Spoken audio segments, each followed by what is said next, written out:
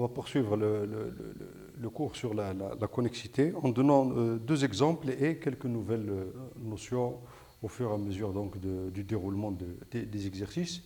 Alors, on va considérer le graphe qui est inscrit ici et qu'on peut donner, comme on l'a dit précédemment, par sa liste d'adjacence ou bien sa matrice d'adjacence ou bien la représentation sagittale ou bien en extension. Donc, il y a plusieurs manières de représenter le graphe. Le voici. Et nous allons donc calculer, vérifier la connexité, calculer les composantes connexes nécessaires, et puis le graphe réduit, et voir comment, donc, quelles sont les particularités de ce graphe.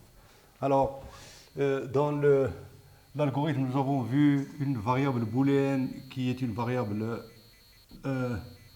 de contrôle, variable examiner, on appelait examiner de sommet, examiner de i, donc une variable booléenne qui signifiait que le sommet i était examiné ou pas encore examiné. Alors, pour simplifier un peu les écritures, nous noterons i, on utilise cette notation, noter i plus si i examiné de i est vrai, et i moins si examiné est faux. Voilà, ça simplifie un peu les notations au fur et à mesure donc de... Alors, je vais faire les premières itérations et les autres se font de manière analogue. Nous prenons donc i égale 1. I égale 1.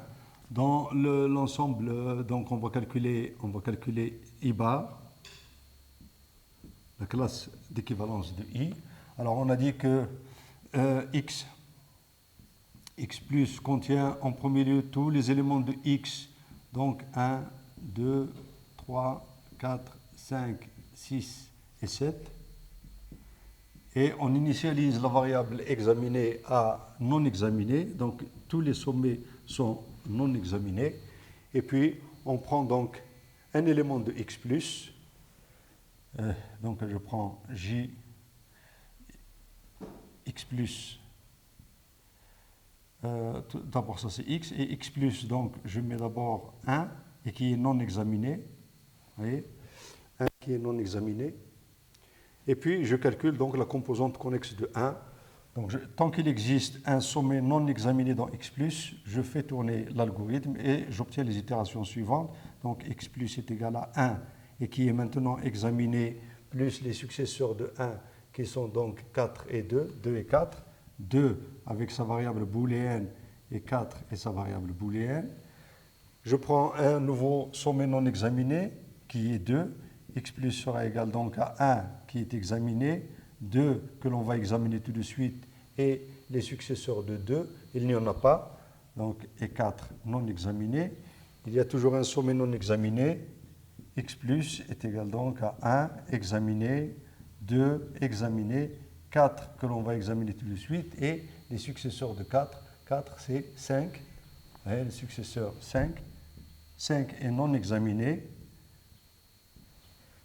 Et on obtient donc que, donc x plus est égal à 1, 2, 4, examiné, 5 que l'on va examiner tout de suite, et les successeurs de 5, c'est 1, 1 qui appartient déjà à x, donc le x plus est ici, il n'y a plus de sommet non examiné, donc x plus est calculé.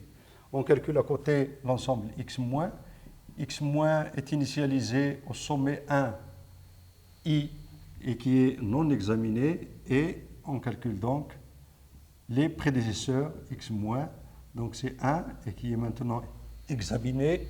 Les prédécesseurs de 1 sont 5, c'est 5, 5 qui est non examiné, et puis x-, 1 examiné, 5 qui est en train d'être examiné. Le prédécesseur de 5 c'est 4, 4 qui est non examiné. Itération suivante, 1, 5 et 4 examinés. Le prédécesseur de 4, c'est 1 qui est déjà dans l'ensemble. Donc voici l'ensemble x plus et x-, ce qui donne donc d'où la composante connexe 1, bar est égal donc à l'intersection x plus intersecté avec x moins, qui est égal donc à 1, 2, 1, 1, 4, 5. 1, 4, 5. 1, 4, 5, la composante 1, 4, 5. 1, 4, 5. Voici donc la manière dont tourne l'algorithme. Donc en calculant le x plus, le x moins, la variable booléenne, pour notation simplifiée, on obtient ainsi. Alors on fait comme ça par la suite, on supprime la composante de x moins 1 bar, qui est égal donc à, alors on enlève 1, 4, 5, il reste 2, 3, 6, 7. 3, 6 et 7. Et puis on calcule, on prend un i, le premier, prenons un i, donc le plus petit, l'ordre naturel, donc i égale 2. Et on recommence donc les itérations pour trouver finalement que 2 bars, on obtient par le même procédé 2 bars. Alors 2 bars, on le voit ici, vous voyez bien qu'on ne sort pas de 2, donc il sera égal à 2. Son x plus est égal à 2 et x moins est égal à l'ensemble x en entier, donc l'intersection est égale à 2. Et puis encore, donc en supprimant la composante de 2, il ne reste plus que la composante de 3 qui sera 3, 6, puis, vous voyez, par le même procédé, 3 bar qui sera égal à 3, 6, et 7 bar, la composante de 7, qui est réduit à 7, et on obtient ainsi donc le graphe réduit. Je voulais juste montrer ici comment est-ce qu'on calcule le x plus et le x moins en utilisant la notation simplifiée de la variable booléenne examinée.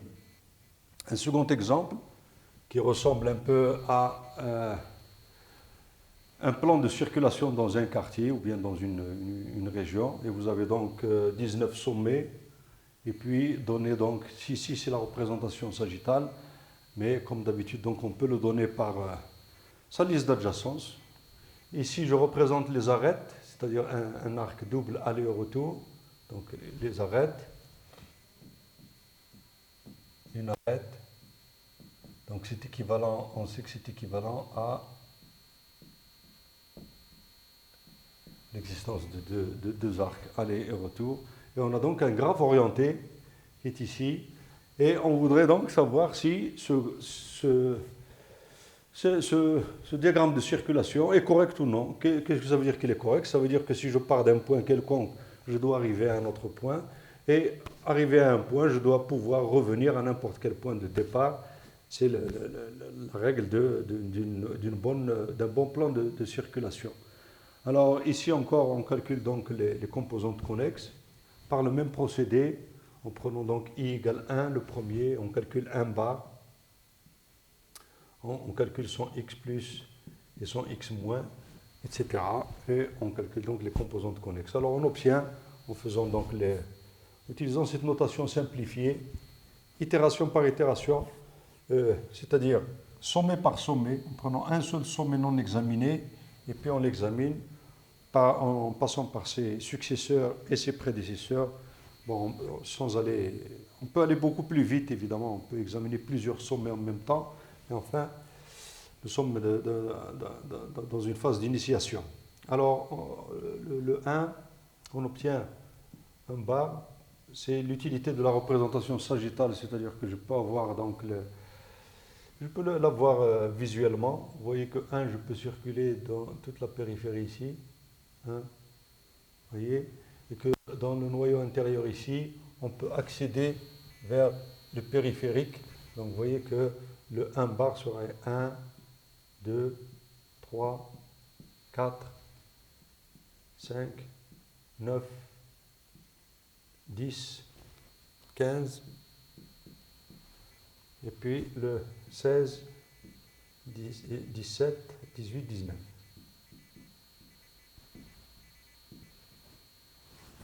Voici donc le 1 bar qu'on va obtenir, la composante connexe.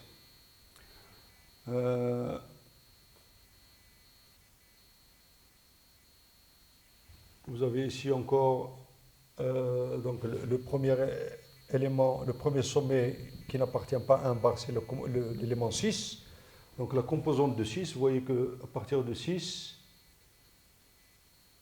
donc vous voyez, on peut circuler dans ce sens, donc on a un cycle, donc on a la connexité ici, et puis je peux aller ici et rejoindre. Donc vous avez la composante connexe de 6 qui est ici. Par le calcul, donc on obtiendrait pour 6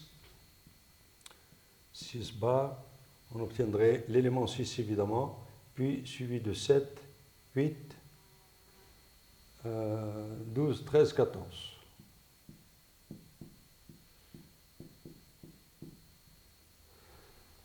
Il ne reste plus que le 11 qui n'appartient pas à cette composante.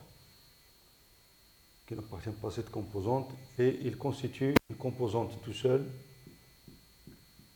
11 bars. Alors, pour savoir, donc, le graphe n'est pas connexe, donc il n'est pas correct au niveau, si c'est un graphe de circulation, il n'est pas correct.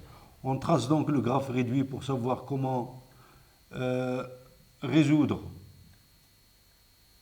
ce problème, c'est-à-dire la connexification, graphe réduit. Alors nous avons la composante 1, le 1, alors, ou plutôt c'est la composante 11 qui va vers la composante 1, le 11 qui va vers la composante 1, et la 6 qui va vers 11.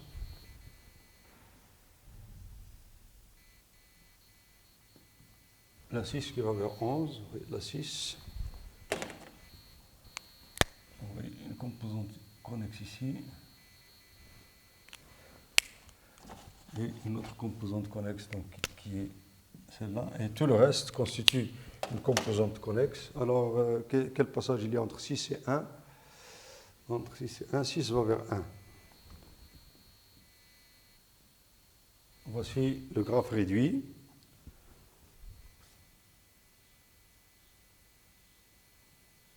Alors, pour le rendre connexe, il y a plusieurs alternatives. On peut par exemple ajouter un arc de la composante 1 vers la composante 11. Mais on est limité parce que la composante 11 ne contient que l'élément 11. Ça veut dire que donc, pour aller de 1 vers 11, il faudrait enlever le sens unique dans cette voie pour pouvoir passer de 10 à 11. Et on aurait... non, il y aurait un petit problème là encore. Hein? C'est-à-dire si... Pardon. Nous avons la circulation comme ça. Oui. Donc il suffirait d'un arc, hein, de manière optimale, donc un seul arc pour aller de la composante 1 à la composante 6. De 1 à la composante 6, ça veut dire que il faut enlever un sens unique, soit de 2 vers 7, le transformer en arête, ou bien tous les accès, un seul parmi ces accès, s'il est transformé en arête, on a la connexification donc, du graphe. Donc ça correspond à transformer, on n'ajoute pas un arc, mais on transforme un arc en arête, transformer un arc en arête, donc enlever un sens interdit tout simplement sur, par exemple, 2,7 qui va devenir donc 2,7, arête, ou bien 3,8, etc. 3,8, nous avons maintenant 8,3, hein? 8,3, 7,2, pardon. 7,2, l'arc 7,2, l'arc 8,3, qui est transformé en arête 3,8, etc. Donc il y a plusieurs solutions pour rendre le graphe connexe. Alors c'est un graphe avec une vingtaine de sommets, donc on voit que c'est déjà utile de passer par les composantes connexes pour pour étudier le graphe. Alors on imagine un plan de circulation qui est beaucoup plus étoffé et qui demande donc par exemple une étude par ordinateur. l'étude de la connexité résout le problème. Voilà donc pour les exemples. Nous allons passer à une catégorie de graphes qui est fondamentale dans l'étude des réseaux. Ce sont les arbres, qui sont des structures optimales comme on va le voir. Les arbres.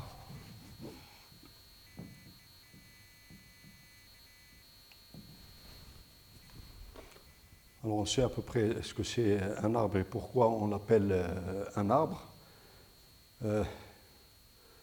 Il a un certain nombre de particularités, c'est que, comme les arbres de la nature, il ne contient pas de cycle, et puis il est fait d'un seul bloc, c'est-à-dire qu'on a la connexité. Donc on a une définition qui est fidèle à l'image, la définition. Alors nous sommes dans le cadre d'un graphe non orienté, soit G, nous allons nous placer dans le cadre non orienté où tous les arcs sont doubles. Un graphe non orienté, nous donnerons le cas orienté comme cas particulier. Un graphe non orienté. Non orienté. Alors on dit que G est un arbre si G est connexe et G ne contient pas de cycle. Alors on va ajouter la notion de cycle simple, je vais expliquer pourquoi. Il ne contient pas de cycle simple. Alors il est connexe, donc la circulation est possible d'un sommet vers un sommet quelconque, et il ne contient pas de cycle, parce que les cycles représentent un peu des redondances, donc on n'en veut pas dans la structure d'arbre. Alors pourquoi cycle simple? Pourquoi? Pour éviter un cas particulier, on appelle cycle simple. Alors un cycle, donc qui part une suite finie de sommets qui part de x0 à x0 ou de i à i, un cycle qui n'utilise pas deux fois une même arête, qui n'utilise pas deux fois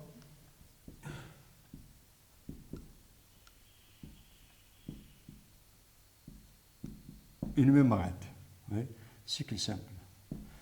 Bon, on pourrait prendre par exemple II. IJI. IJI est un cycle, puisqu'il part du sommet I vers le sommet I. Donc c'est bien un cycle. Mais il utilise deux fois la même arête, puisqu'il passe de l'arête IJ il utilise l'arête JI. Or, l'arête JI, c'est l'arête IJ, puisque le graphe est non orienté. Donc il utilise deux fois la même arête. C'est un cycle donc non simple. Oui, non simple. Alors, il peut utiliser plusieurs fois le même sommet, mais il n'utilise pas les mêmes arêtes. On peut voir par exemple, je pars du sommet I, et puis par un chemin, je peux arriver à un sommet K, faire une boucle sur le sommet K, et aller vers le sommet J. Oui. Ça, c'est un chemin qui utilise un cycle ici, mais qui n'utilise pas deux fois la même arête. On passe deux fois par le sommet K, si on veut, mais si je passe et je reviens ici à I, par exemple, alors j'ai un cycle qui peut être simple. Il utilise deux fois un même sommet K, mais il n'utilise pas deux fois la même arête. Donc, on peut avoir des cycles simples de cette forme-là. Alors, voici ce qu'on appelle un graphe. un arbre, donc c'est un graphe connexe et qui ne contient pas de cycle.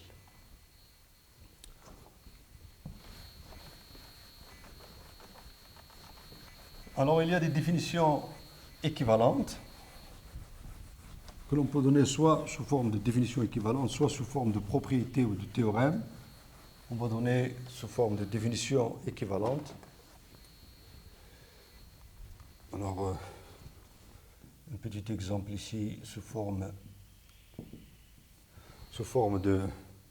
de représentation sagittale. C'est pour ça qu'on les appelle des arbres.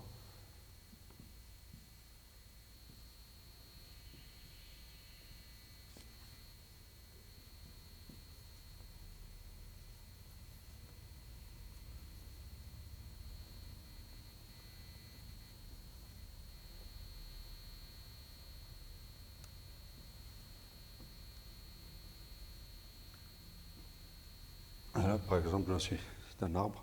Alors ici, c'est la représentation, la disposition des sommets qui est donnée sous cette forme, mais on peut évidemment changer la disposition des sommets, ça donnera d'autres représentations. Et tout ce que l'on voit, c'est que c'est effectivement connexe, puisqu'on peut passer de n'importe quel sommet à n'importe quel sommet, IJ, première propriété, donc la connexité, et l'absence de cycle. Il n'y a pas de cycle dans ce graphe, c'est pour ça qu'on les appelle donc des arbres. Alors, on verra par la suite dans le cas orienté, on parle effectivement avec un langage imagé de racines de l'arbre, de feuilles, etc. Mais enfin, on a deux propriétés. Alors, définition équivalente. Définition équivalente. Alors, on a donc premièrement, donc on va prendre G égale à XE est un arbre. Donc, il est connexe et sans cycle. On va prendre un graphe d'ordre n et le nombre d'arêtes est égal à m. On va prendre m. Alors, une deuxième propriété. Alors, la deuxième propriété, pour les mettre dans l'ordre,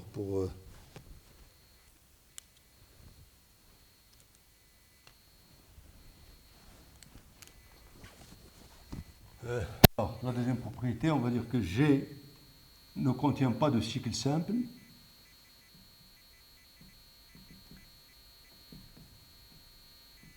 On va dire tout simplement cycle et n, m égale n moins 1. Troisième propriété, G est connexe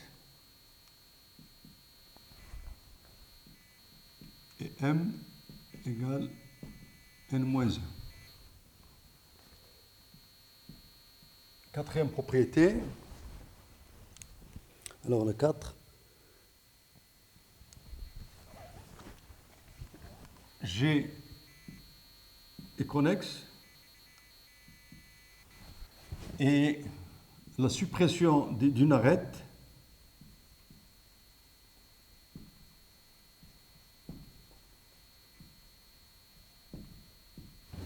rend G non connexe.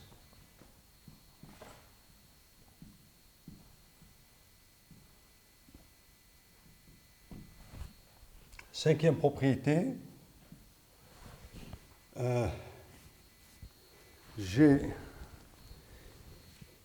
cinquième propriété,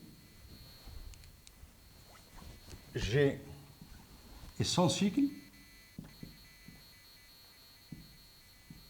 simple, sous-entendu, et l'ajout d'une arête crée un cycle. Un cycle simple. Et sixième propriété, ce sont toutes des définitions équivalentes, on va les vérifier un peu une à une. Quelles que soient deux sommets IJ du graphe. Alors, il existe un chemin entre I et J, et il y a unicité de ce chemin, ça veut dire donc qu'il existe une chaîne unique, une chaîne simple, là aussi on va expliquer pourquoi, une chaîne simple unique entre I et J. Alors, ce sont des définitions équivalentes, c'est-à-dire que 1 est équivalent à 2, 3, 4, 5 et 6. Alors, je vais donner une idée de la démonstration, comment est-ce qu'elle se fait. Alors, on démontre que la démonstration la plus simple, elle va de 1. On démontre que 1 implique 2. 1 implique 2, 2 implique 3, 3 implique 4, 4 implique 5, implique 6 et implique 1. Et on a donc l'équivalence entre toutes ces propriétés. Alors, ces démonstrations, elles se font soit par récurrence. La première se fait par récurrence.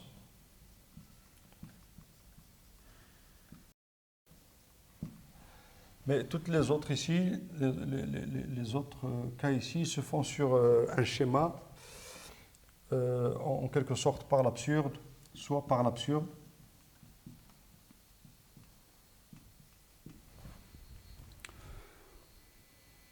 ou bien la méthode, une sorte de technique que l'on utilise, qui consiste à supprimer tous les arcs,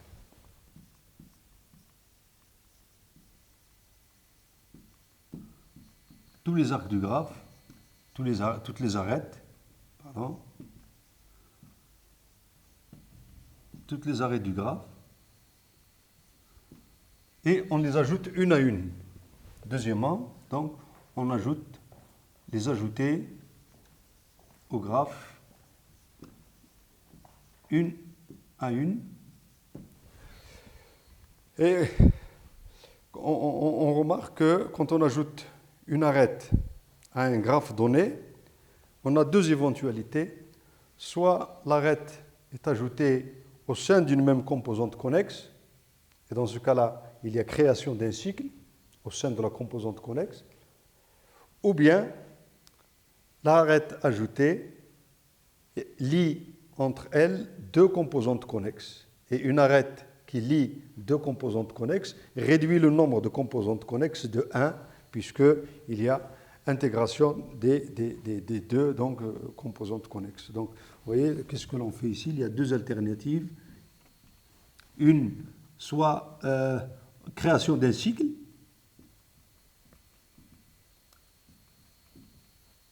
et on n'en veut pas quand on veut construire un arbre, création d'un cycle, ou réduction du nombre des composantes.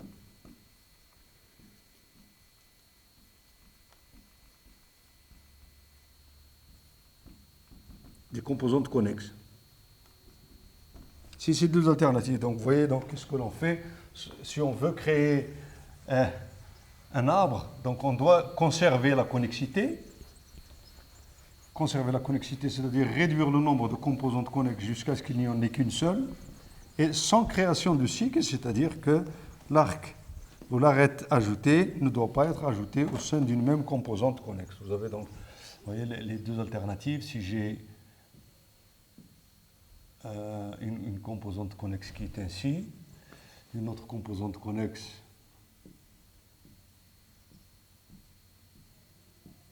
ici, vous avez ici, donc je vais ajouter une arête, ajout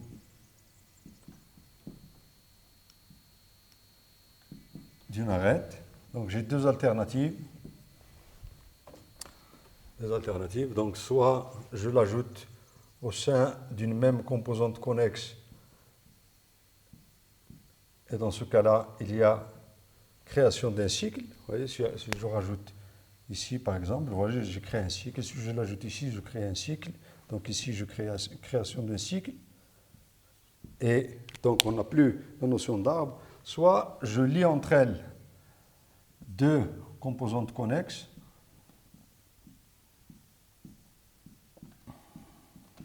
Et dans ce cas-là, donc, il n'y a plus qu'une seule composante connexe, donc de deux composantes à une composante. On passe de deux composantes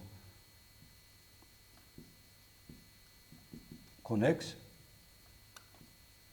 à 2 moins 1 composantes connexes. Donc la réduction du nombre de composantes. Alors, c'est un procédé de construction que l'on utilise en général pour faire des démonstrations quand il s'agit de parler des arbres.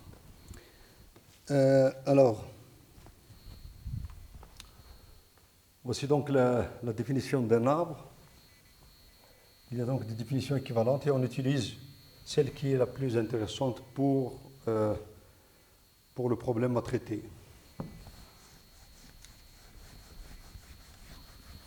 Mais la définition initiale, c'est celle qui découle de la structure du graphe, c'est-à-dire la connexité et l'absence de cycle.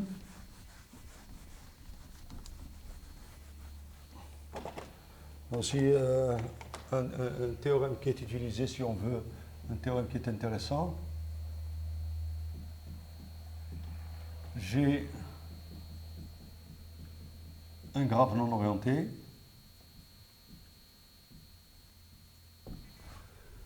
Alors, on a,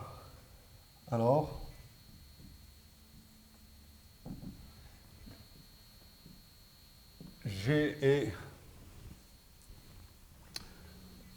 alors on va prendre, les mêmes données, c'est-à-dire x égale n, l'ordre du graphe, et E égale m. Et alors,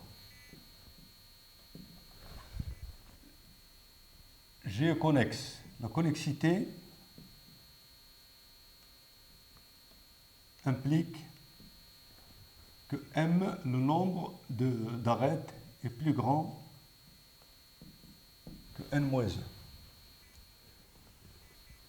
Et G est sans cycle simple. Cela implique que m est inférieur ou égal à n-1. Vous voyez que là, on a un corollaire immédiat, c'est-à-dire si les deux sont vérifiés connexes et sans cycle, G est un arbre,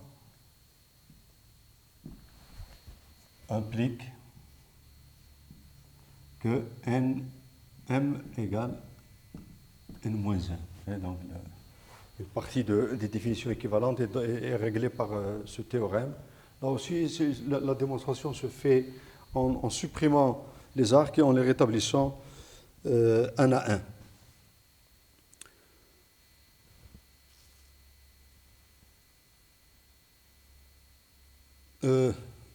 Alors, il y a un peu de langage aussi dont on a besoin pour traiter les arbres et que vous trouverez dans tous les ouvrages. Une sorte de définition de ce que l'on appelle une forêt, c'est-à-dire si j'ai un graphe donné, non orienté, et qui n'est pas connexe. Donc il n'est pas connexe, donc il a des composantes connexes. On dira que G, on dit que G est une forêt. Et bien, s'il est constitué d'arbres, si chaque composante connexe est un arbre.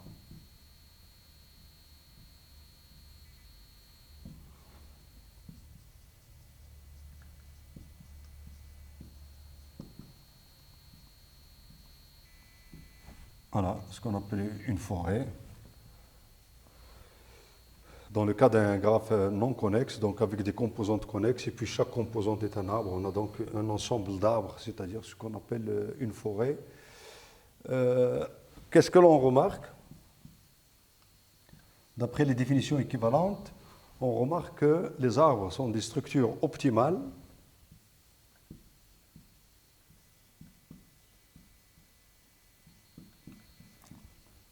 sont des graphes optimaux. Dans quel sens?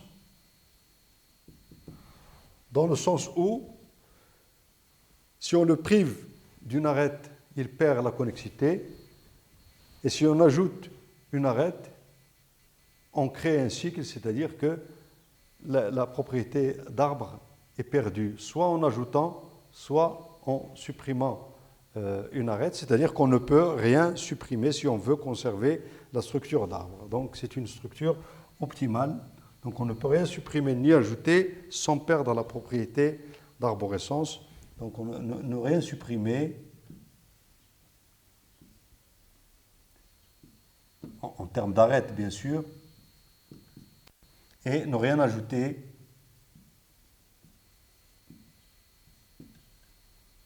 en termes d'arête là aussi. Donc on n'ajoute rien du tout, on n'enlève rien du tout.